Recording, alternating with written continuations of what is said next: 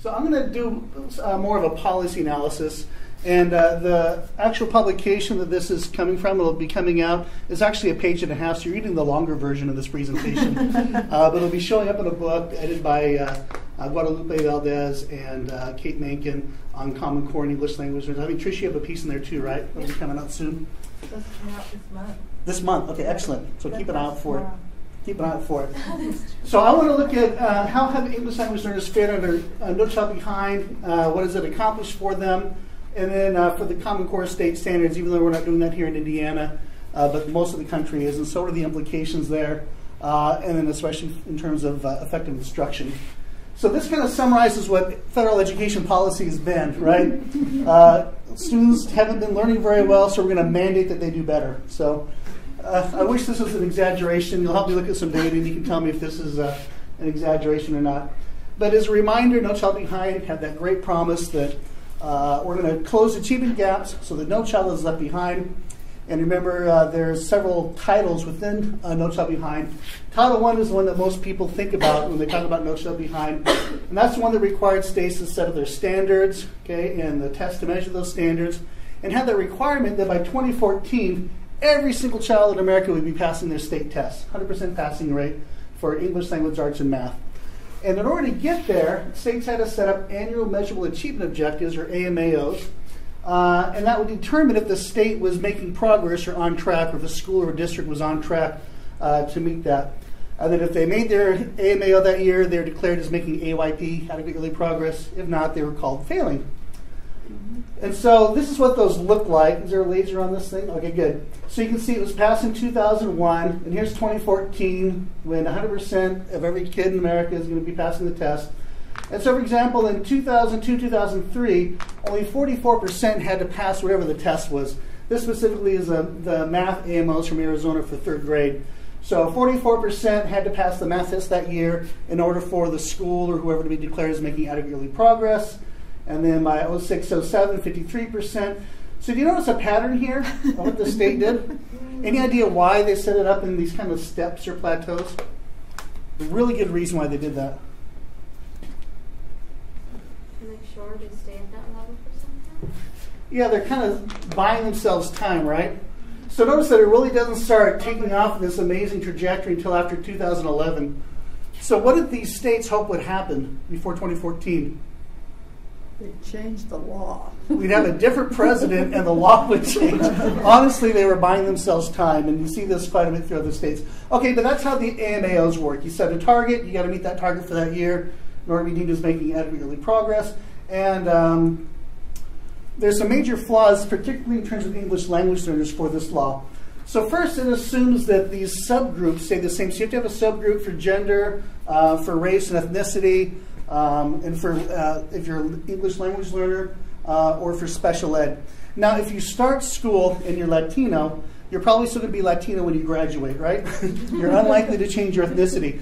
But for the English language learners, the whole point of being an English language learner is to stop being an English language learner. So what we have is we have movement from the group where those who learn enough English are taken out of the group, but then they're replaced by the newcomer kids, right? And so another way of looking at it is those who are most likely to pass the test that year are taken out, and they're replaced by those who are least likely to pass the test. But yet we look at the subgroup as if it stays the same, and when that group doesn't show progress, then we blame schools, we blame states, we blame you as the teacher, etc. So that was a big flaw within that. There's also some interesting internal contradictions. So No Child Behind defined an English language learner as a student who, because he lacked proficiency in English, probably won't pass the state test. But then it mandates that they pass the state test anyways. So that's one interesting contradiction. Another one is that states must test ELLs in a valid and reliable manner. Have you heard of the Government Accountability Office, the GAO? You familiar with that? That's basically an internal government watchdog. And so when a federal agency isn't doing what they're supposed to do, they come in, file a report, slap their hand, tell them what they need to do. And so they came in 2006 and said, hey, Department of Ed, all these states are really struggling to test ELLs in a valid and reliable manner, and you're not doing anything to help them. So the department said, okay, fine. They commissioned a report on how to provide effective accommodations for ELLs. They put that report on the Department of Education website. Problem solved, right? This is what the report said, and I quote, none of the accommodations examined has leveled the playing field for ELLs. And many of the linguistically accommodated, appropriate accommodations that have been studied empirically were found in this review to have little or no impact on the test performance of ELLs. In other words, we don't know how to test the ELLs in a valid, reliable manner, but yet that's what we're mandated to do, and you can see that the results are being used to hold people accountable. So some internal contradictions. Now this is interesting. You know that these are the subgroups that you're held accountable for as a school. And there's 3 different areas that you have to make AYP in. First, you have to meet whatever that target was, 56%, 56%. 95% of the kids have to show up and take a test. So if any of you have worked in schools, you know that's when they auction off bicycles if you come come for the test, or the nurse comes and picks you up at home, even if you have chicken pox or the measles, and brings you to take the test, because you got to have that 95%. And there's usually some other indicators, such as attendance rate and graduation rate. So you have to meet all these categories for all these subgroups. And so if you look at this school, it made adequate yearly progress, right? This school failed. Can you see why? This school is a failure. Because one of their Asian students didn't show up. Yep, exactly. The Chang family had chicken pox. And the parents wouldn't send them to school. And I wish I was being facetious, but there are literally schools where there was one family that was sick, and they barely had enough to meet that 95%. They didn't meet it. The entire school was labeled as failing. Subject to takeover, subject to sanctions, etc.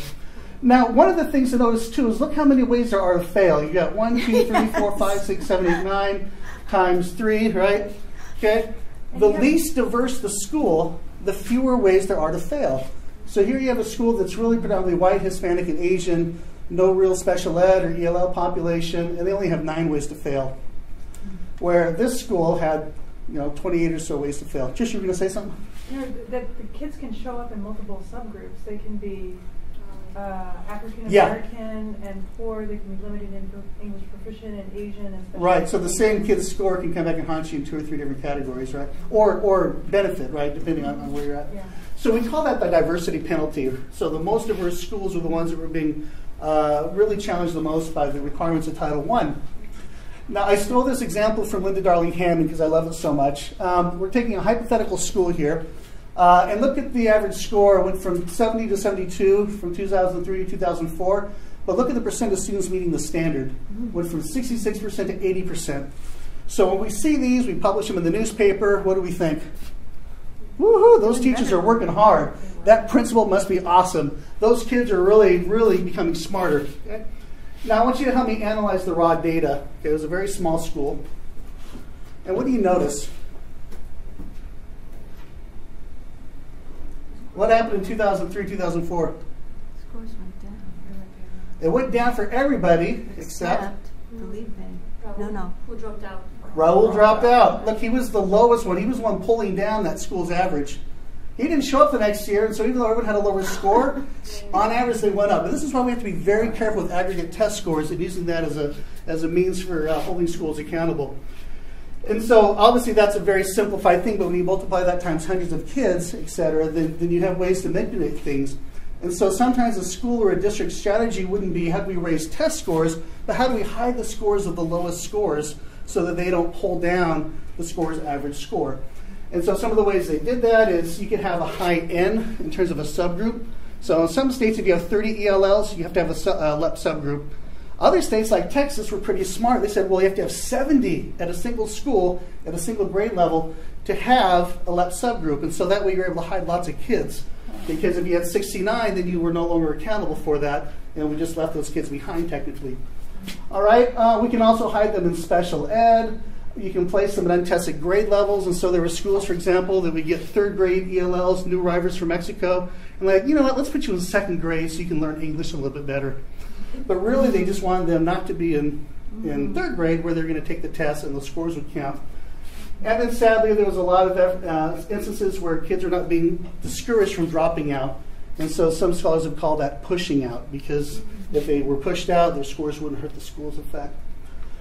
Okay, we're going to focus mostly, though, on Title III. And so that's the part of No Child Behind that focused on English language proficiency.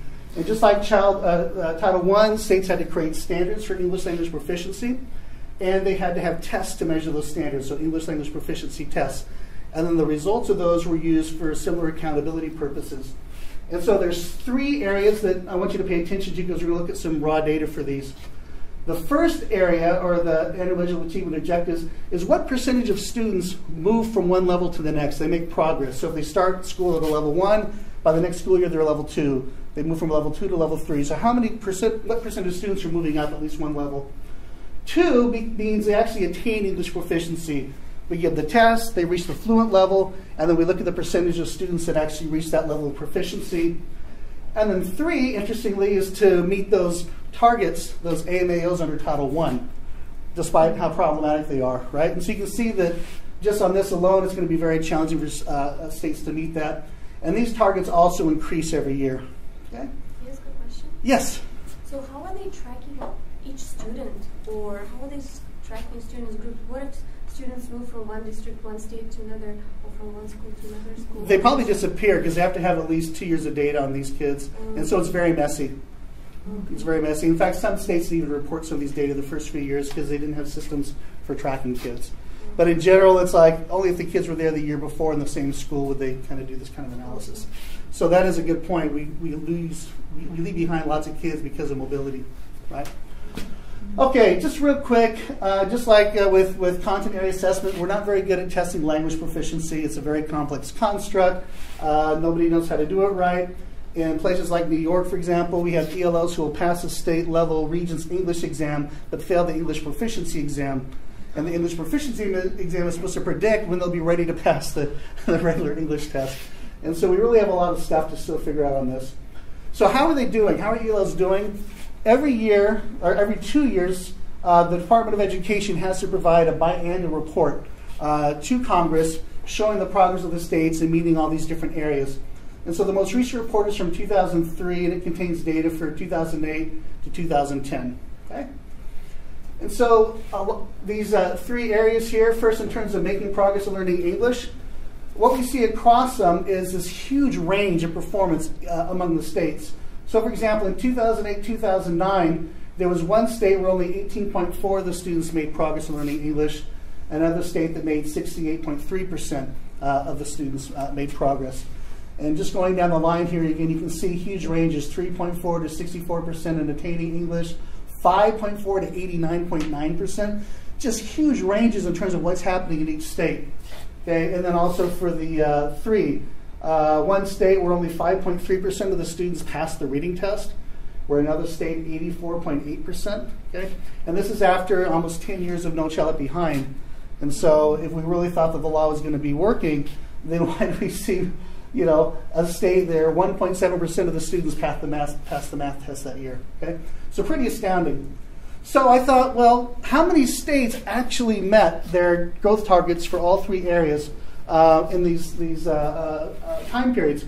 And interesting, there were only 9 states that met all 3 MAOs in 2008, 2009, but they weren't necessarily the same states. Only Alabama, Texas, and Wisconsin met their AMAOs for all 3 areas for both years. And you kind of see the range there.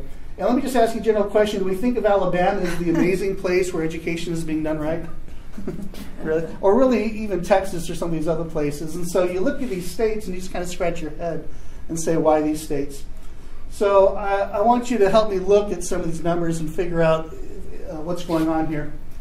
So just by No Child Behind's own definition, their own criteria, 83% of the states have failed to make AYP for their English language learners.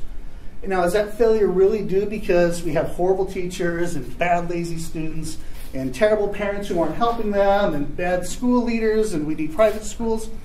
Or is it because that we have an ill-conceived accountability program with unreasonable expectations and deep flaws in measuring achievement? Okay. So I like that one. Help me decide. Yeah, you like that one. Okay. Anyways, it kind of reminds me, if you ever seen those motivational posters with the eagle soaring and says success? Well, this is the Demotivator company. And I love this one, failure when your best just isn't good enough. And so I think of those schools where teachers have been working really hard, they're trying new things, students are working really hard, but yet the results come back and it still suggests that they're failing. So sometimes your best just isn't good enough. So why such variation? First off, each state varies in how they identify and reclassify English language learner. Each state creates their own standards and their own assessments, so it's really hard to make meaningful comparisons across the states. In fact, within that biannual report, the Department of Ed said these percentages should be carefully reviewed given that proficiency is defined and tested differently in each state. So we really can't make those meaningful comparisons. And they vary in terms of the minimum number of ELLs that they have to even make that subgroup. So what can we possibly conclude about the progress of ELLs in learning English and academic content? And what about those 9 states that made it? Okay, let's look at them and see what's going on. They kept all those kids home. No, they had to have the 95%, right? So here are the 9 states from 2008, 2009, and you have the 3 MAUs there, and you can see the number of ELLs they had. So most of them had kind of medium-sized populations, except for Texas.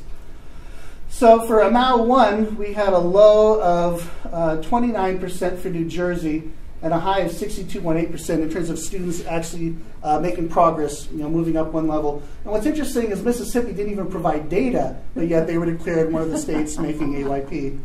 And same thing, the following for number 2, Mississippi didn't provide any data, but somehow ended up on the good list. Okay? And here we see Wisconsin, only 4.2% of the students obtained English proficiency, which is pretty low, right? Especially when compared to this high of New Jersey in 64.3. And then for the reading, you see a state like Maine, they made it even though only 10% of the students passed the reading test. Okay, compared to 80%. And here, Maine, only 50% passed the math test, but yet in Nebraska, 77.4%.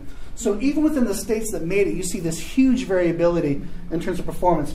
Now, just for comparison, just take a second and look at Indiana. We were on the naughty list. We didn't make it that year. We're a bad state. We failed. What do you notice about Indiana's scores in comparison to these? Pretty good.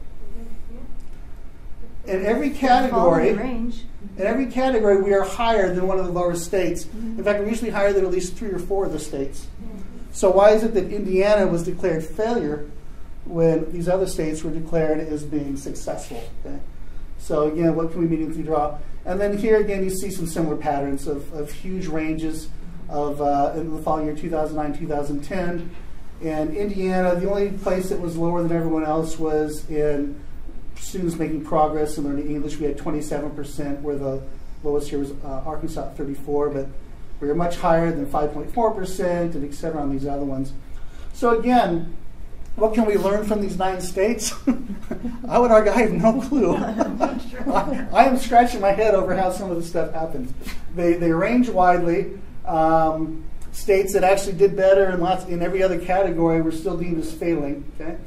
And so it provides a little indication of how effective a state is in helping their ELLs learn English, how effective they are in helping ELLs learn academic content. We really don't know how well ELLs are doing. And we don't know which states are doing a better job of meeting the needs of English language learners. Okay? And this is, again, after 14 years of No Child Behind. So, interesting enough, the No Child Behind law was supposed to have been reauthorized several years ago. And it was really just within the last few weeks that serious efforts have been underway where there's discussions about reauthorizing it. And so in 2011, seeing that 2014 deadline looming that every kid was going to be proficient, and Arnie Duncan predicting that no one's going to be proficient. Every state's going to be labeled as failing, every district. And so in 2011, the Obama administration invited states to request flexibility from the requirements of No Child Behind. And in exchange for that, states had to develop rigorous plans that were aligned with the administration's Race to the Top grant program. But basically, they had to develop or adopt college and career readiness standards, corresponding English language proficiency standards, and develop assessments that are going to measure those standards, along with several other things. And so you can see here that almost every state took advantage of this, right? And even in a state like California, where the state as a whole didn't jump on it, 10 of California's largest districts have their own coalition, and they have their own waiver from No Child Behind. So most of those ELLs within California are also benefiting from that, and obviously we are here in Indiana. Okay? So some of the concerns, though, about what the Obama administration is asking us to do is that the focus is still on high-stakes testing and accountability. That hasn't changed. The No Child Behind requirements are still in place. Title III requirements are still in place. That didn't get waived. In many state plans, that LEP subgroup is now meshed in what we call like a super diversity group, which means that the one good thing about No Child Behind was that at least we're paying attention to English language learners, and now we're not even able to do that because they're kind of meshed in. And And also there's this mandate to tie the students' test scores in with teacher evaluations. So if anything, what the Obama administration has done is made the stakes even higher than what they were under No Child Left Behind. And again, these are these scores are questionable validity, and so we're going to make even higher stakes decisions based on data of questionable validity. So with the Common Core state standards, okay, those came in, a state-led effort to develop those college and career readiness standards. And so those are the kind that states need to get that ESE and flexibility waiver.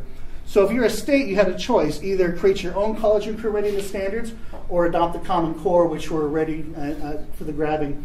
So most states chose that route. Let's do the Common Core. Indiana is the only state that initially said, yes, we're going to do it, and then pulled out. So we're among the rebel states of only a handful that are not doing the Common Core. Okay? But several of these states have developed their own standards that will meet the ESEA flexibility requirement. And there's some testing consortia that are developing. So basically, we're only going to have 2 tests to measure those Common Core standards, either PARCC or SMART or Balanced. And there's also WIDA and ALPA 21 who've developed their English language proficiency measures to measure the Title III aspects of that. So what are some of the concerns under the Common Core state standards? First, people wonder, well, why did states adopt these so quickly, even before they were field tested, developed? We didn't know much about them, yet every state kind of jumped on the bandwagon, and that's a real concern. These are going to be computer-based, okay? And so those of you that have been in Indiana schools out in the rural areas, you may have some concerns. Do they even have the computers necessary to be able to pull this off?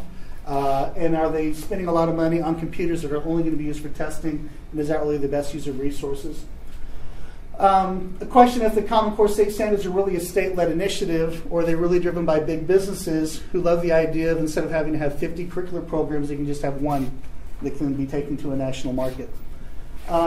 Same failed testing and punish system, No Child Behind. That hasn't changed under Common Core. The Common Core do not specifically address the needs of English language learners. Like No Child Behind, they're kind of an afterthought. They came with this great idea, and they thought, ooh, what about the English language learners? We need to do something for them. How are we going to make them fit in the system? And so there's a lot of concern about how that's going to work. They do have what's called language standards, which is interesting. But those were language standards written for all students, not for English language learners. And so if we're upping the language standards for all students, that means English language learners will have even further to go to catch up. Okay, and then you had mentioned complex text, Judy and Mears. And so what's interesting is some experts are actually excited about that, thinking that's going to raise the bar and provide the kind of text that's going to be important for helping ELLs to achieve greater comprehension. But others are concerned that actually that's going to push the bar higher, so we have to wait and see on that.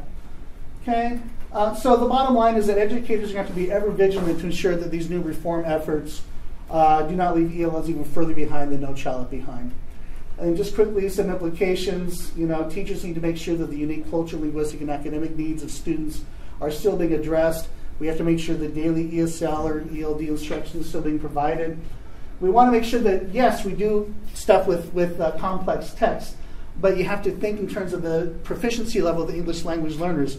And so if you have a newcomer student at a level 1, you can put Gettysburg Address in front of the student all you want, but they're not going to have very much access to that. If you have level 3s or 4s, yes, we can scaffold that, but you've got to scaffold it to death in order to give them access to that. And I would argue that in addition to that, we still need to go back to this, right?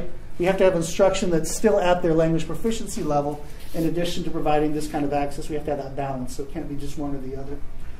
We have an opportunity with the WIDA standards, with their candidate descriptors and model performance indicators, to continue to differentiate instruction for ELLs based on their proficiency. So we have to make sure that doesn't get lost.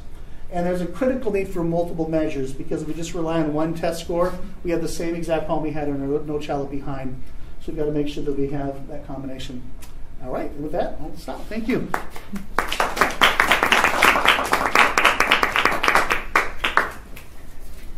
Wayne, it seems like the complex text thing is it's like so many other issues in that we don't say complex for whom.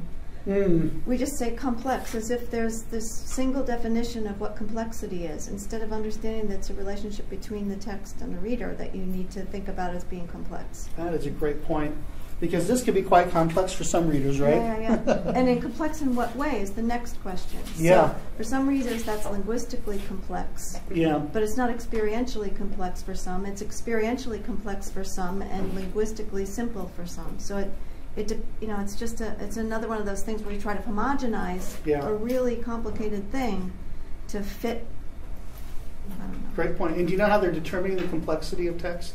Are they counting the words? I don't know. Yes. they're computer algorithms.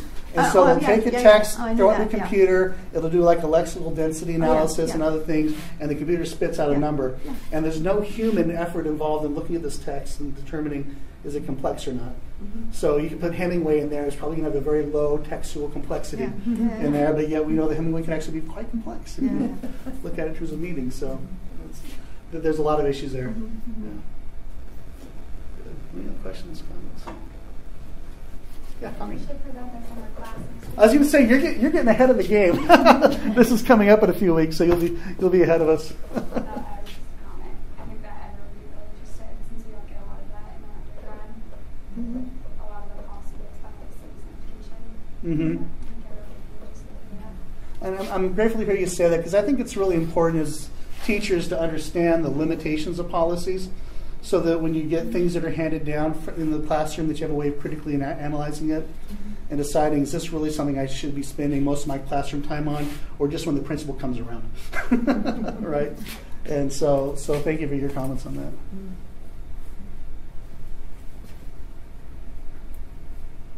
So what can teachers do? What can teachers do in relationship to these policies? Well, I think first they need to do these things here, right? They need to ensure that they're still providing good quality instruction. And I actually do make the point, I think somewhere in my book, that the nice thing about being a teacher is you can lock the door, pull the shades, and provide really good teaching. And it's actually harder to fire a teacher than it is to fire a principal. And so sometimes you need to get permission to do good instruction, and you have to do what you need to minimally comply with some of these kinds of policies here. Another thing that we can do that I emphasize a lot, and I went through this as a classroom teacher, is I had my own authentic alternative assessments. And so I was able to show through like running records, for example, these students came into my second grade classroom at the kindergarten level, and now they're reading at the beginning of second grade level. These kids came in at the beginning of the school year and couldn't write their name, and now they're able to write stories. And I have their journals from the beginning of the year, the middle of the end of the year. I can show their math assessments, what they could do at the beginning, what they could do at the end. And so regardless of what the standardized test said, I had really strong evidence to show parents, to show the children, to show my principal and others the progress that the students have made. That was important for my own sanity. I think it's also important really to show the limitations of those other policies and what these other measures can do. So we had a way of just like taking those and putting them in the newspaper. I think the other thing that does, I think, Wayne, also is that when children have a chance to view those kinds of things with their teacher, they gain this new sense of, I can do this, and then that goes a really long way to keeping them going, whereas you pointed out so well, that feeling of failure not only gets to teachers, but of course it gets to the students too. Yeah, it does. And if you have enough of that, you stop trying. I mean, anybody would. I cringe when I go into classrooms and I hear the teacher saying, you need to know this because it's going to be on the big test. And so the students believe that that's all that matters anymore. But yet if we do it through these kinds of things, and the students can see their own growth. And I like the trend, if you've even been through like the student-led conferences, where the student sits you down and they take you through their journals and their other things from the year, and they can talk about their progress. I think that's a much more positive way to look at assessment in the classroom. Yeah. What do you think the phenomenon is with teachers sort of drinking the Kool-Aid? And maybe I shouldn't even just say teachers, I should say maybe more broadly educators, that that this is maybe inherently good, or it's happening so fast that we just have to do it, or we want to avoid getting in trouble. I mean, there's all those complexities for why people decide that there must be worth in this, and so we will do it, right? I did a study in Arizona where I interviewed lots of teachers across the state about a lot of these policy issues. And what concerned me is one of the teachers, who was a fairly new teacher, said, you know what?